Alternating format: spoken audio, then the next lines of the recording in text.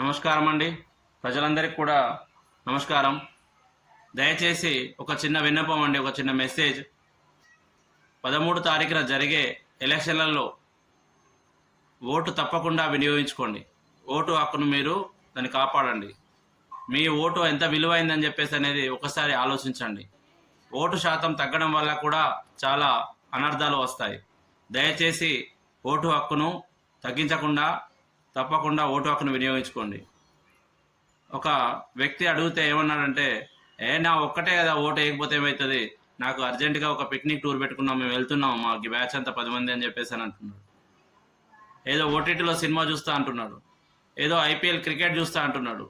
ఇలా కాకుండా ఈ ఓటీటీలు, ఈ పిక్నిక్లు, ఈ టూర్లన్నీ మానేయండి దయచేసి.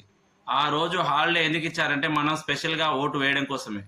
ఆ ఓటు హాలిడే ఇచ్చిన ఓటు కోసము ఆ ఓటు హక్కును వినియోగించుకోవాలని తప్పకుండా నేను ప్రతి ఒక్కరిని చేతులెత్తి నమస్కరించి వేడుకుంటున్నాను.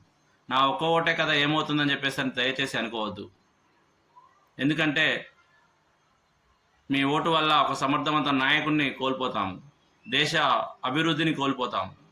దానికి ఒక చిన్న ఎగ్జాంపుల్ చెప్తానండి, దయచేసి పూర్తిగా ఈ వీడియో చూడగలరని మనవి.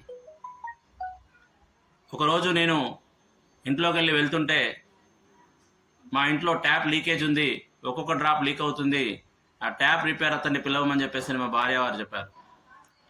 అది నేను పట్టించుకోకుండా ఒక్కొక్క చుక్క పోతుంది కదా అని చెప్పేసి నేనేమనుకున్నాను, అలా వదిలేశాను. 2 రోజుల తర్వాత ఏమైందంటే రాత్రి గాలి వానలతో బాగా బీభత్సమైన గాలితో వర్షాలు కురిశాయి. అప్పుడు పొద్దున లేచేసరికి కరెంట్ లేదు, పైన చూస్తే ట్యాంకులో వాటర్ చుక్క లేదు. నేను గబగబా స్నానం చేసి నా పనికి వెళ్ళిపోవాలి. ఏం చేయాలో అర్థం కావట్లేదు. ఆ రోజు ఒక బకెట్లో నీళ్ళు తీసుకొచ్చి నాకు ఇచ్చింది మార్నింగ్ మా ఆవిడ.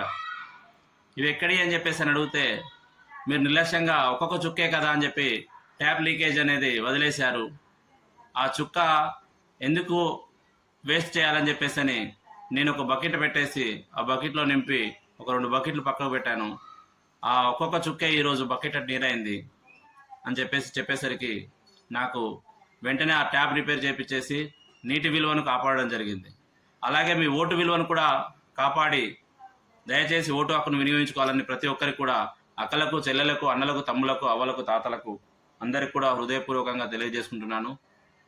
జై భారత్, జై హింద్, భారత్ మాతాకి జై.